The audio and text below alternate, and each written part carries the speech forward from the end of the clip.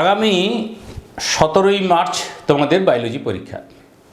তার আগে 4 দিন ছুটি, 13 তারিখে অঙ্ক পরীক্ষা। তো সেই 4টে দিন আর এখন কয়েকটা দিন, কয়েক ঘন্টা বায়োলজির কোন অংশগুলো পড়বে।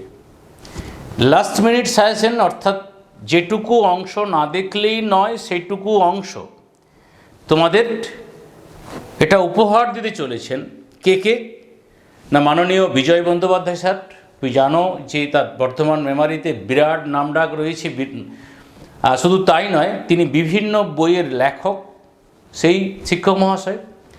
আমাদের স্কুলের দুজন মাননীয় শিক্ষক মহাশয়, দীপঙ্কর মাকুর এবং অনুপবাবু, এই 3 জন খুব মাইনুটলি টেস্ট পেপার ঘেঁটেছেন, নিজের অভিজ্ঞতার সেই সমৃদ্ধ ডালি এখানে তোমাদের দিচ্ছেন। তো অবশ্যই সাজেশনটা আমরা দেখব, তবে এই সাজেশনের আর সাজেশন করো না। ইতিমধ্যেই আমরা সায়েন্সের কেমিস্ট্রি সাজেশন দিয়েছি, অঙ্কের পর্ব করার ইচ্ছা আছে, ফিজিক্স জানি না পারবো কিনা দিতে, বাংলা অঙ্ক দিয়েছি এবং আর্টসের বিভিন্ন সাবজেক্টের সাজেশন দিয়েছি।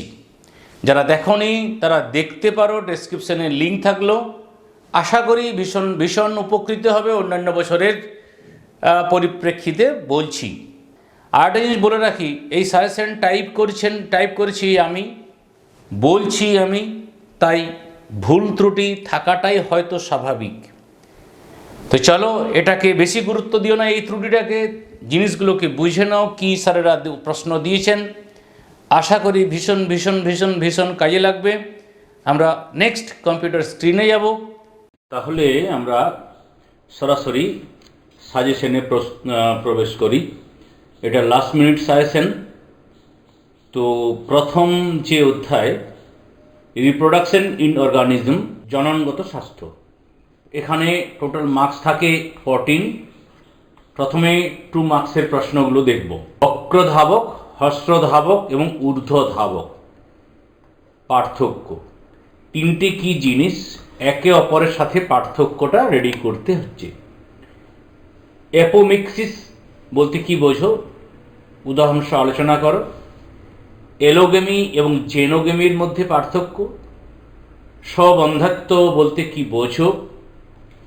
মরুলা, বাস্টুলা ও গ্যাস্ট্রুলা এর সংজ্ঞা নির্দেশ করো। বীজ গঠনের পর্য লেখো। গেইটেনোগেমি কি, কোলোস্ট্রাম কি, আইইউডি কি। প্লাসেন্টা নিঃসৃত হরমোনগুলির নাম লেখো। ভেসিকটমি এবং টিউবেক্টমির মধ্যে পার্থক্য। উজেনেসিস বলতে কি বোঝো, এটা মূলত 2 নম্বর। নেক্সট আমরা 3 নম্বর মানের প্রশ্নগুলো দেখব। ফলের উৎপত্তি ও পরিস্ফুরণ সম্পর্কে অতি সংক্ষেপে বর্ণনা। পরাগরেণু, গর্ভপত্র, মিথস্কিয়া সংক্ষেপে লেখো। এমিনিওসিনথেসিস কি, এর তাৎপর্য লেখো, অর্থাৎ এই অংশটা দেখবে, এই পদ্ধতির সুবিধা এবং এর অপব্যবহার। জিআইএফটি এবং জেডআইএফটির মধ্যে পার্থক্য লেখো। স্পারমিনেশন কি। 5 মার্কসের প্রশ্নে এলাম। চিহ্নিত চিত্র সহযোগে মানব শুক্রাশয়ের গঠন, কলাস্থানিক গঠন সংক্ষেপে বর্ণনা করো। দ্বিতীয় প্রশ্ন, চিহ্নিত চিত্র সহযোগে মানব ডিম্বাশয়ের কলাস্থানিক গঠন বর্ণনা করো। তৃতীয় প্রশ্ন, গুপ্তবীজী উদ্ভিদের স্ত্রীলিঙ্গধর উদ্ভিদের উৎপত্তি, পরিস্ফুরণ চিত্রসহ বর্ণনা করো। পুংলিঙ্গধর উদ্ভিদের উৎপত্তি ও পরিস্ফুরণ চিত্রসহ বর্ণনা করো। চিকিৎসাশাস্ত্রে গর্ভ সমাপন কি, এর সম্ভাব্য কারণগুলি উল্লেখ করো। সিফিলিস ও গোনোরিয়া রোগের লক্ষণ, বিস্তার এবং প্রতিকারের উপায়গুলি লেখো। 7 নম্বর প্রশ্ন, রজচক্রের বিভিন্ন দশায় মানব ডিম্বাশয় ও জরায়ুর পরিবর্তনগুলি সংক্ষেপে লেখো। ক্যাপাসিটেশন কি। শব্দচিত্রের মাধ্যমে মানবদেহে শুক্রাণু উৎপাদন প্রক্রিয়াটি উপস্থাপন করো। ইমপ্লান্টেশন কি। চিত্রসহ দ্বিনিষেধ পদ্ধতি বর্ণনা করো। স্বপরাগযোগের জন্য ঘটা অভিযোজনগুলি বর্ণনা করো। এই ছিল মূলত জননগত স্বাস্থ্য এই অংশ থেকে প্রশ্ন। আমরা নেক্সট যাব জেনেটিক্স অ্যান্ড ইভ্যালুয়েশন। তো এখানে প্রথমে 2 মার্কসের প্রশ্ন। পলিজেনিক উত্তরাধিকার কি, উদাহরণ দাও। প্লিওট্রপি কি, এর উদাহরণ দাও। এই প্রশ্নগুলো নিশ্চয়ই তোমাদের করা রয়েছে। তোমাদের স্যারেরা এই প্রশ্নগুলো দিয়েছে কিনা কমেন্টে জানাবে, তাহলে বুঝতে পারবো আমাদের সাজেশনটা কতটা অ্যাপ্রোপ্রিয়েট হয়েছে। টার্নার সিনড্রোমের লক্ষণ, কারণ। সেন্ট্রাল ডগমা বলতে কি বোঝো? মাল্টিপল এলিল কি, উদাহরণ দাও। সহপ্রকটতা ও অসম্পূর্ণ প্রকটতা বলতে কি বোঝো? স্থিতিশীল ও বিচ্ছিন্নকারক প্রাকৃতিক নির্বাচন কাকে বলে? অভিব্যক্তিতে রিকম্বিনেশনের গুরুত্ব উল্লেখ করো। 3 মার্কসের প্রশ্ন। জেনেটিক কোড কি, এর ধর্মগুলি লেখো। ট্রান্সলেশন প্রক্রিয়ায় mRNA, tRNA এবং rRNA এর ভূমিকা লেখো। মৌমাছির লিঙ্গ নির্ধারণ পদ্ধতি সংক্ষেপে লেখো। ট্রান্সক্রিপশন পদ্ধতির প্রারম্ভিক পর্যায়ে সংক্ষেপে লেখো। হার্ডি উইনবার্গ মূল নীতির তাৎপর্য লেখো এবং সীমাবদ্ধতাগুলো তোমাকে দেখে রাখতে স্যারেরা বলছেন। ইন্ডাস্ট্রিয়াল মেলানিজমের সাহায্যে প্রাকৃতিক নির্বাচনবাদ ব্যাখ্যা করো। ডিএনএ ফিঙ্গারপ্রিন্টের কার্যপদ্ধতি বর্ণনা করো। জিন পুল কি, বিবর্তনের জেনেটিক ড্রিফটের গুরুত্ব উল্লেখ করো। এরপরে 5 মার্কসের প্রশ্ন। ভাইরাল ট্রান্সডাকশন পরীক্ষার মাধ্যমে কিভাবে প্রমাণিত হয় যে ডিএনএ জিনগত বস্তু? ডিএনএ জিনগত বস্তু গ্রিফিথের ব্যাকটেরিয়া ট্রান্সফরমেশন পরীক্ষার সাহায্যে ব্যাখ্যা করো। অথবা ডিএনএ যে জেনেটিক বস্তু তার ব্যাখ্যা সংক্রান্ত গ্রিফিথ পরীক্ষাটি বর্ণনা করো। ভিন্ন ভিন্ন ভাষায় লাইনে আসতে পারে। ট্রান্সলেশন পদ্ধতি সংক্ষেপে বর্ণনা করো। ইকোলির ল্যাক ওপেরনের সুইচ অন ও সুইচ অফ ব্যবস্থা সংক্ষেপে লেখো। স্ট্রাকচার অফ ল্যাক ওপেরন বা ল্যাক ওপেরনের সাংগঠনিক জিনগুলির বর্ণনা দাও। জেনেটিক কোডের ধর্মগুলি উল্লেখ করো। ট্রান্সক্রিপশন প্রক্রিয়ার প্রধান বৈশিষ্ট্যগুলি উল্লেখ করো। বংশগতির ক্রোমোজোমীয় তত্ত্বটি সংক্ষেপে লেখো। অসম্পূর্ণ ও সহপ্রকটতার মধ্যে পার্থক্য লেখো। এটা 2 নম্বরে এবার রয়েছে মনে হচ্ছে। এক্সট্রা হিসাবে ডিএনএ রেপ্লিকেশনে নিম্নলিখিত প্রোটিন উৎসেচকগুলির ভূমিকা উল্লেখ করো। RNA primer, DNA polymerase, primase, DNA helicase, DNA ligase. তৃতীয় ইউনিট থেকে যে প্রশ্নগুলো আমাকে দেখতে হচ্ছে, এখানে 14 নম্বর মানের প্রশ্ন, 14 নম্বর থাকে। তো মানব কল্যাণে অণুজীব, হেটেরোসিস কি, মধুর উপাদানগুলি কি কি, লোফার্স সিন্ড্রোম কি, ফেব্রাইল পারক্সিজম কি, এসসিপি কি, এর গুরুত্ব লেখো। সহজাত এবং অর্জিত অনাক্রমতার মধ্যে পার্থক্য লেখো। বায়োফর্টিফিকেশন কি, 2টি বিদেশি কার্পের বিজ্ঞানসম্মত নাম লেখো। মেজর কার্প ও মাইনর কার্পের মধ্যে পার্থক্য লেখো। নেক্সট 3 নম্বর মানের প্রশ্নে এলাম। একটি আদর্শ অ্যান্টিবডি অণুর গঠন সংক্ষেপে লেখো। যে কোনো 3 প্রকার ব্যাকটেরিয়ার জীবজ সার হিসেবে ব্যবহারের বর্ণনা দাও।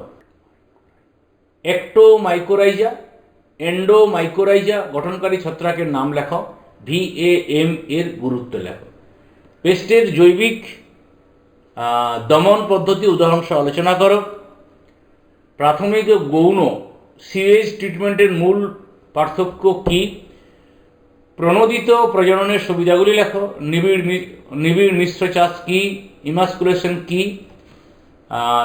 উদ্ভিদ প্রজনন বিদ্যায় এর গুরুত্ব লেখো। কার্সিনোজেন কী? ক্যান্সার প্রতিরোধের 2টি উপায় সংক্ষেপে আলোচনা করো। অ্যাসকারসিস রোগ সৃষ্টিকারী পরজীবীর নাম লেখো। এই রোগের বিস্তার পদ্ধতি সংক্ষেপে উল্লেখ করো। মেটাস্টাসিস কি? এইডস এর সংক্রমণ পদ্ধতি উল্লেখ করো। চলে এলাম 4th ইউনিটে, বায়োটেকনোলজি 4th ইউনিট, অর্থাৎ এখানে জৈব প্রযুক্তি 10 নম্বর মানের প্রশ্ন মোট আসবে, না করতে হবে আর কি। বায়োপ্যাটেন্ট কি? বায়োসেফটি বলতে কি বোঝো? GMO বলতে কি বোঝো? cDNA লাইব্রেরি কি? PCR এর 2টি সুবিধা লেখো। রিকম্বিনেন্ট ডিএনএ কি? এর ব্যবহার লেখো। রেস্ট্রিকশন সাইট বলতে কি বোঝো। 3 মার্কসের জিন প্রযুক্তির সাহায্যে মানব ইনসুলিন উৎপাদন পদ্ধতি সংক্ষেপে লেখো। রিকম্বিনেন্ট ডিএনএ টেকনোলজিতে রেস্ট্রিকশন এন্ডোক্লোজ এন্ড রিভার্স ট্রান্সক্রিপশন এনজাইমের তাৎপর্য লেখো। 3 নম্বরে টিকা লেখো জিন থেরাপি PBR 322। জৈব সুরক্ষায় যে কোনো 3টি বিচার্য বিষয় উল্লেখ করো। সুনির্দিষ্ট উদাহরণের সাহায্যে বায়োপাইরেসির ব্যাখ্যা করো। প্ল্যান্ট বায়োটেকনোলজির এই 3টি প্রয়োগ উদাহরণ সহ লেখো। জিঙ্ক ক্লোনিং বলতে কি বোঝো, এই পদ্ধতির একটি সুবিধা অসুবিধা লেখো। এটা ঠিক লেখা আছে কিনা আমার সন্দেহ লাগছে, জানি না। PCR বলতে কি বোঝো, এই পদ্ধতির সুবিধা ও অসুবিধাগুলি উল্লেখ করো। পেলিন্ড্রোমিক সজ্জাক্রম বলতে কি বোঝো, জৈব প্রযুক্তিতে TAQ পলিমারেজ কেন ব্যবহৃত হয়। নেক্সট, ইকোলজি অ্যান্ড এনভায়রনমেন্ট 14 মার্কসের অ্যান্সার করতে হবে। প্রথমে 2 মার্কসের প্রশ্ন। ইনসিটু এবং এক্সিটু সংরক্ষণের মধ্যে দুটি পার্থক্য লেখো। হেলিওফাইট আর সিওফাইটের মধ্যে পার্থক্য। BOD আর COD জিনগত ও প্রজাতিগত বৈচিত্র্য বলতে কি বোঝো। GPP NPP আচ্ছা, এর ফুল ফর্ম তো লিখবে, এটা আমি বলছি গ্রস প্রাইমারি প্রোডাকশন, এটা তুমি লিখবে। চিপকো আন্দোলনের সঙ্গে সম্পর্কিত একটি সংক্ষেপে টিকা। চিপকো আন্দোলনের উল্লেখযোগ্য নেতৃত্বের নাম একটু কমেন্টে জানাবে। গ্রেজিং ও ডেট্রিটাস খাদ্য শৃঙ্খলের মধ্যে পার্থক্য লেখো। 3 মার্কসের শব্দচিত্রের সাহায্যে ফসফরাস চক্রটি উপস্থাপন করো। যে কোনো 3 প্রকার জনসংখ্যা আন্তঃক্রিয়ার উদাহরণ সহ বর্ণনা করো। প্রাণীর মরু অভিযোজন সম্পর্কে টিকা লেখো। তেজস্ক্রিয় বর্জ্যের ব্যবস্থাপনার পদ্ধতি সংক্ষেপে লেখো। জৈব বৈচিত্র্য হটস্পট কি, হটস্পট নির্ধারণের শর্তগুলি লেখো। 5 নম্বর মানের প্রশ্ন, ওজোন গ্রহর কি, ওজোন গ্রহ সৃষ্টির কারণ। কঠিন বর্জ্য পুনর্নবীকরণ পদ্ধতি সংক্ষেপে লেখো, মানে এটা রিসাইক্লিং করতে হবে সেটা। রাসায়নিক পেস্টিসাইডের কুফল দিকগুলি আলোচনা করো। ইউট্রিফিকেশন কি। মানবদেহের উপর বায়ু দূষণের ক্ষতিকর প্রভাবগুলি লেখো। প্রযুক্তি ব্যবহারের মাধ্যমে বায়ু দূষণ কীভাবে প্রতিরোধ করা যায়। এছাড়া আমরা দেখব গ্রিনহাউস প্রভাব কি, জীববৈচিত্র্যের বিলুপ্তির কারণগুলি লেখো। বাস্তুতান্ত্রিক পর্যায়ক্রম বলতে কী বোঝে, ধাপগুলি উল্লেখ করো। জন্মহার ও মৃত্যুহারের মধ্যে পার্থক্য লেখো। বায়োটিক পোটেনশিয়াল কি। কমেন্সালিজম বলতে কী বোঝো, উদাহরণ দাও। জে-শেপড আর এস-শেপড বৃদ্ধির মধ্যে পার্থক্য লেখো। বায়োস্ফিত্তিক পিরামিড বলতে কী বোঝো। এছাড়া তুমি লবণাম্ব উদ্ভিদের অভিযোজন দেখতে পারো। ইকোলজিক্যাল নিচ, খেচর প্রাণীর অভিযোজন, বায়োটিক পোটেনশিয়াল, এই বিষয়গুলো তুমি দেখতে পারো। তো শেষে সকলকে ধন্যবাদ জানিয়ে এখানে ভিডিও আপাতত শেষ করছি।